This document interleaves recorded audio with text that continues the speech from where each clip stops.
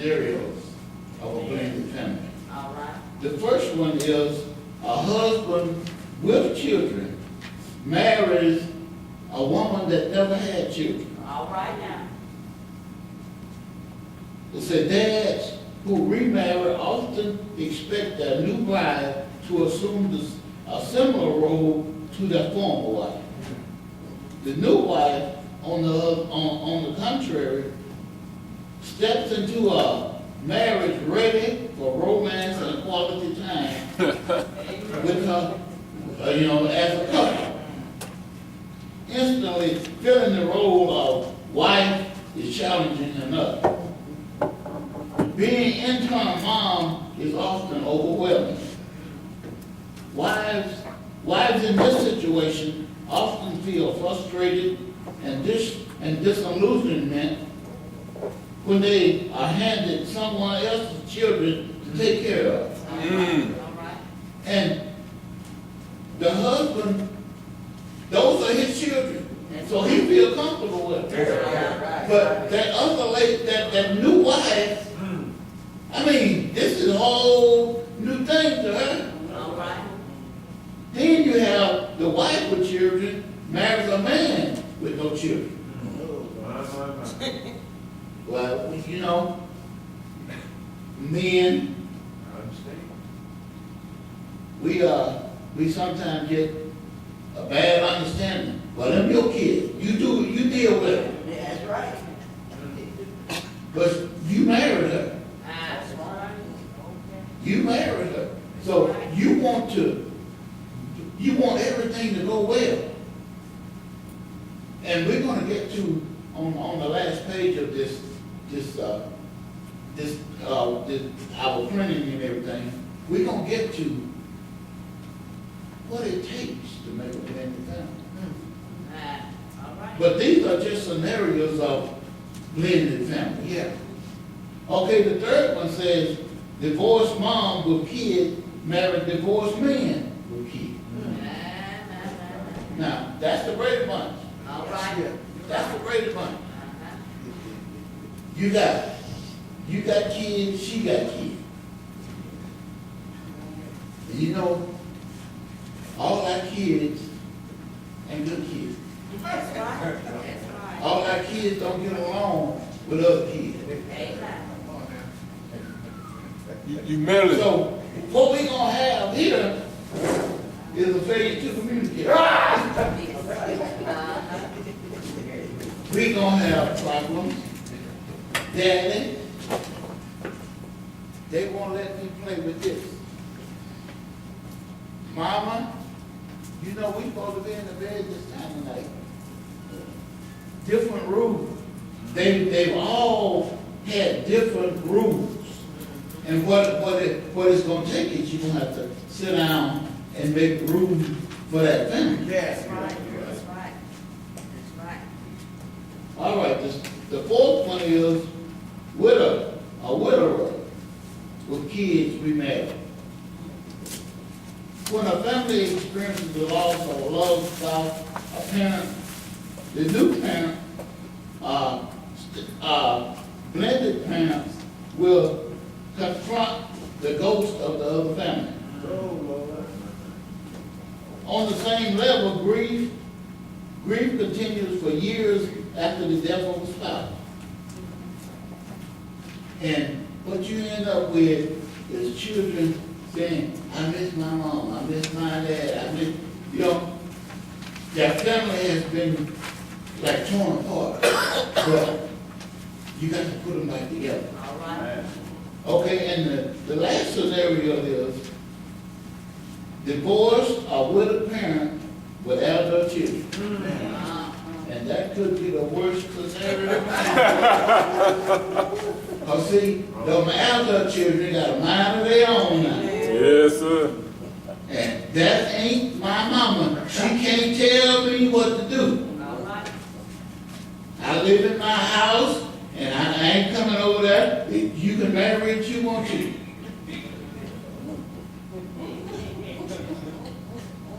You only feel. I know. They don't want daddy to remarry. That's right. right. They don't want their husband to be happy. They want him to sit there and dry up like a prune.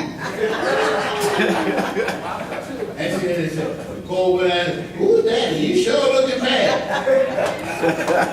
Well, I don't have no conversation. They got no walk. They got no woman to talk to. Ain't half eaten. No, you eating cereal 3 times a day.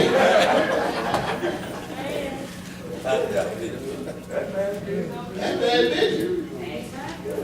But let us flip to the back page.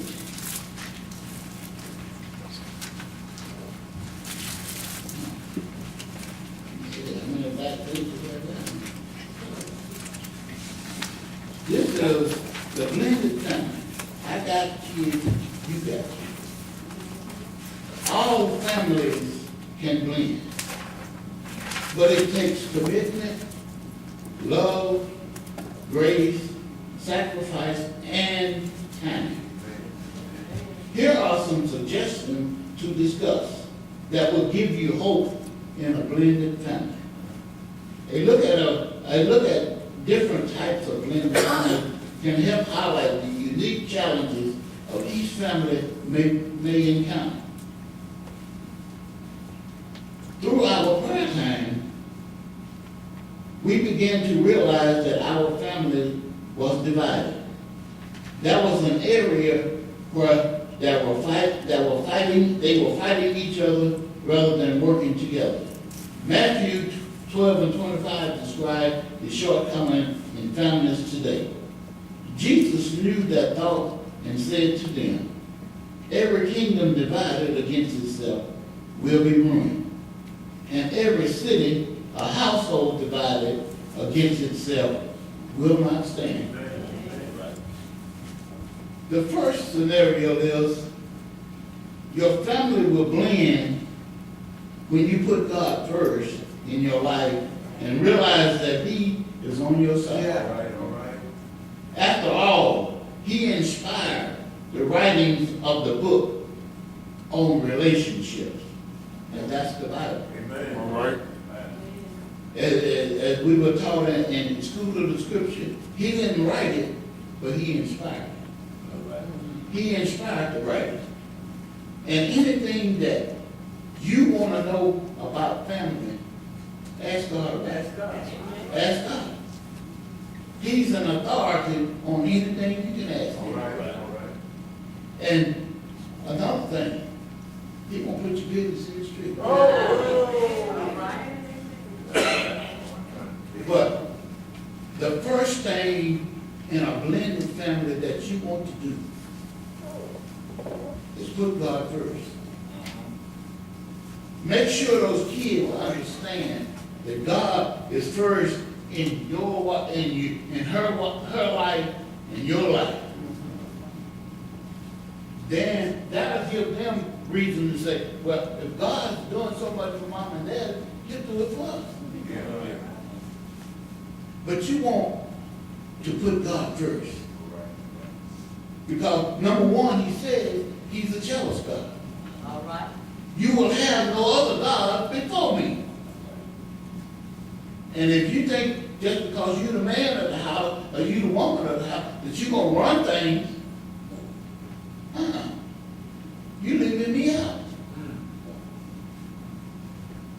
And Sister Pip, we're going to come and do number 2. She gave me all the art and she got all the people. All right. Okay, number 2, your family will blend when you avoid using the prefix step.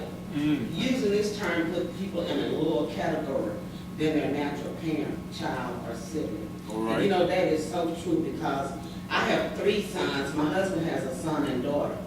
And I never said my stepdaughter or my stepson. When they're over or come, this is my child. I introduce my husband's son, Chris, as my son, which I have a Chris. We have 2 Chris's. So when someone is around, like they were over for Thanksgiving, and I told them, this is my son, Chris. And my other son, Chris, was sitting there, he said, Mom, I thought I was your son. I said, you are. You my son too. But you know, I didn't want to say, well, this is my husband's son, or this is my stepson. I tell him this is my son. And I always wanted a daughter. So my husband has a daughter. So this is my daughter. And my husband one day was telling me, he said, you know, I don't like it because Tundra called you Mary. I said, you know what, she could call me a lot of words. I said, but you know, she calls me Mary because she has a mother. Yeah. I'm not her mother. That's right. But I love her as my child. So Mary is fine with me. But I notice when we call them or when we talk to them and we talk to her children, I'm grandmother to those children. So she teaching them something. She letting them know that I am their grandmother. Right. So that's fine with me, you know. But I always say, she's my daughter that I never had. So I thank God for it, you know, and I just thank God for our 5 children. And in this 5 children, we have 10 grandchildren. So I thank God for that. And like I said, we never use the word step. But I have to tell y'all this story about my husband and the boys. Kevin was getting ready to go off to college. Chris had already been off to college, so he came back. So I guess he did the same thing, but we didn't know about it. And Chris said, my husband and I were going out of town for the weekend. So Chris told Kevin, let's throw a party. Let's give you a going away party. And so evidently they all agreed. And I was hoping Reverend Kennedy was here because he was in on the party too. He was, and that was before Christ Day. But anyway, we got home that late that Sunday evening, and the house was spotless. I mean spotless. The trash was taken out, the floor vacuumed. And I told my husband, I said, kids that had a party. I said, cause the house clean. I said, you don't catch boys keeping a house this clean. I said, these kids that had a party. I went upstairs and there was some red Kool-Aid wasted on the carpet. And I had a light colored carpet. And I said, who raised the Kool-Aid? Everybody, man. I said, okay. So I told my husband, I said, these kids that had a party. And he's like, oh, Mary, you just always, you know. So I found that Monday, I got home, my neighbor said, girl, you could have invited me to the party. I said, what party? She said, girl, they had valet parking there. She said, they asked me could I park in my driveway. I said, valet parking? She said, yeah. She said, girl, it was on, so that little house was rocking. Oh, I couldn't wait to get to the phone and call my husband. I said, man, I told you they had a party. I said, when they get home, when you get home, you will have to get them. I said, because they had a party. I said, there was people everywhere. So I started questioning them. Mom, who told you we had a party? I said, don't lie to me. I said, tell me what happened. I mean, I got the fussing. I fussed. So I told him, I said, I landed all 3 of them. And Randall was, 18 or 19 at that time. But I lined them all up, and I told them, I said, look, y'all go sit here around 3 o'clock. My husband didn't get home till 6. I said, y'all gonna sit right here until your dad get home. I said, when he get home, he gonna get you. But and before he got home, boy, I fussed and I must have talked and I told them that, you know, they could have got in trouble and what could have happened and we're not at home and blah. I mean, I just went on and on and on.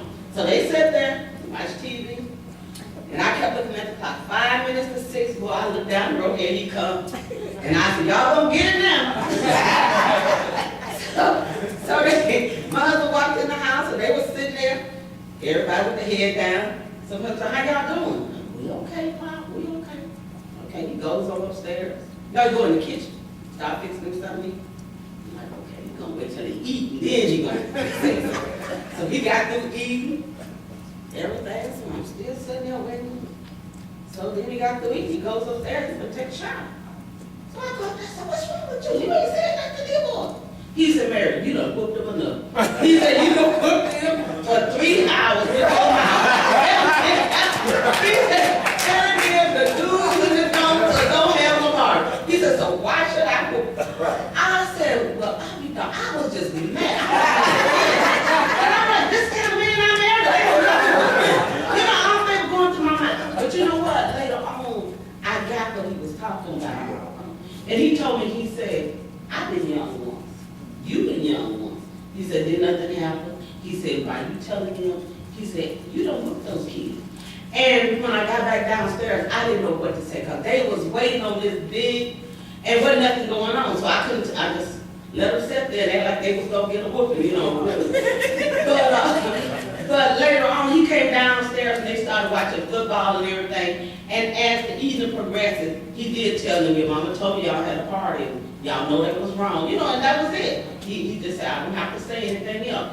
And Chris said, "Phew, man, I thought we were gonna really get it." He said, "But did you get the lesson?" He said, "Yes, sir." He said, "We won't do that no more." So if he had went into them, beating them, you know, kicking them around and stuff, they would not have the respect that they have for him today. Because he has been a father to my children. Amen. He has really been a father. I never had to tell my kids to call him daddy or whatever. They picked Pop themselves. When I knew anything, they were saying Pop. Okay. You know, and to me, that was respect. Because they knew that he was a good father to them. So they never had to, I never had to say, y'all need to call him daddy, y'all need to call him this, y'all need to call him that. When I knew anything, they were saying Pop, and they have been Pop ever since. Now go Reverend Kendall. I was just telling the Reverend Kendall about the party, about the party, when you at the party that they had over there on Leroy Street, the valet park, when you the valet, I wasn't you the bouncer. But anyway, I just thank God for my husband, and I thank God that, you know, my children respect him. And like I say, they never said my stepdad. Never. I never heard that come out of their mouth, their stepdad. So now Reverend Pipkin is building number 3.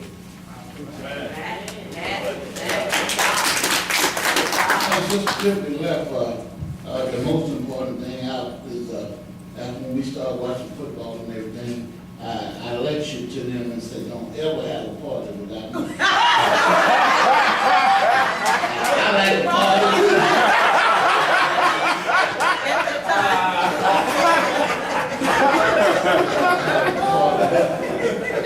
Maybe I go out of town and have a party.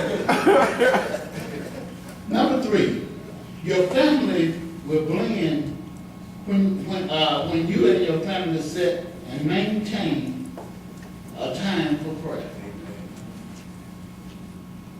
A time for prayer. Sister Pipkin and I have prayed over those boys while they slept in their bed. And at the house where we used to live, it was a 3-bedroom house, but Brandon was gone, so I made a study out of one of the bedrooms. And I always told her, when you see this door closed, don't disturb me because I'm talking to God. Prayer has always been a big part of our life. All right. When you are in communication with God, you can communicate with Deacon Taylor, Deacon Moore. That's right. Because God has set you up to deal with them. Amen. And when somebody, like, I called Deacon Moore on Monday and found out Deacon Warren was sick. Amen. Prayer said, call him. All right. And I prayed with him.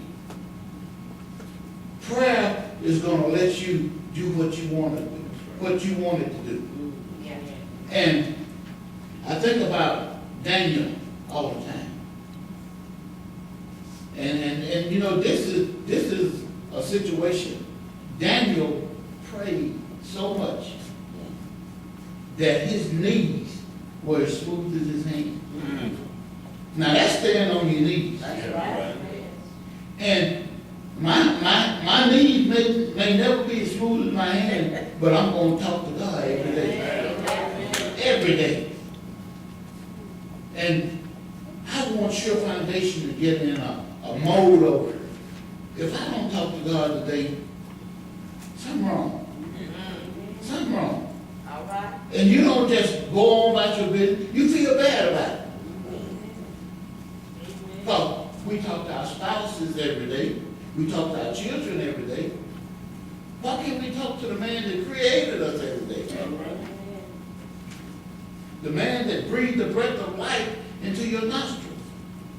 the only reason that you are here. Give him thanks. And prayer is your way of communicating with him. Things that he wants you to understand, he tells you in prayer. And see what I love about him, he ain't gonna say, Rick, shut up, so I can talk. Yeah. All right. He wait till you ride down the highway in your car, you know, you might not even have a radio on. And all of a sudden, you just go talk to you. Yes, sir. That's a relationship that will never be separated. All right. You know, because the definition of prayer is you talking to God, and God talking back to you. Yeah. It's not a one-sided thing. You know, I talk about it all the time, that when I met Sis.Pipkin, well, actually I did, but I didn't do all the talking.